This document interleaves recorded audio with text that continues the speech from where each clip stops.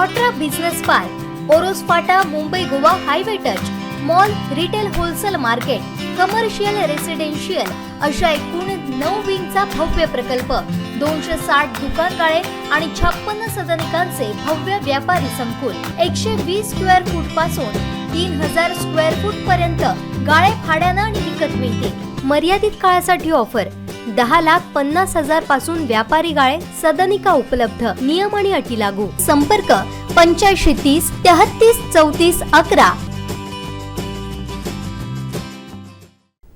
राज्यात ठाकरे गट आणि राणे यांच्यात घमासान सुरू आहे। त्यात एकमेकांचे कट्टर विरोधक असलेले भाजप प्रदेश सचिव निलेश राणे आणि ठाकरे गटाचे आमदार वैभव नाईक हे शिवजयंतीनिमित्त एकाच वेळी किल्ले सिंधुदुर्गवर येणार असल्यानं वातावरण टाईट झालं होतं।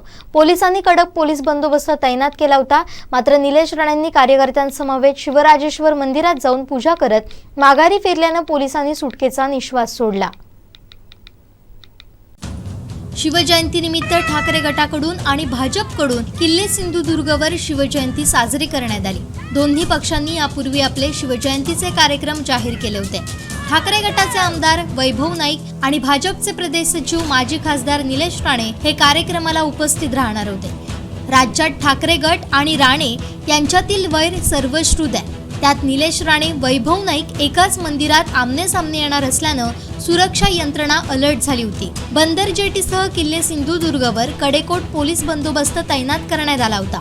आमदार वैभव नाईक किल्ले सिंधुदुर्ग येथील शिवराजेश्वर मंदिरात उपस्थित असताना भाजप प्रदेश सचिव माजी खासदार निलेश राणे यांची ढोल ताशांच्या गजरात शिवराजेश्वर मंदिरात एंट्री झाली। मात्र निलेश राणे यांनी कार्यकर्त्यांसमवेत शिवराजेश्वर मंदिरात जाऊन पूजन केलं।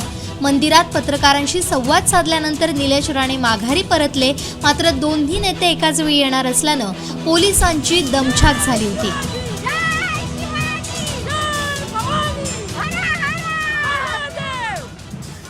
कोकणातल्या ताज्या घडामोडी आणि लाईव्ह अपडेट्ससाठी फॉलो करा कोकणचं नंबर 1 महा चॅनल कोकण 7 लाईव्हचं फेसबुक पेज।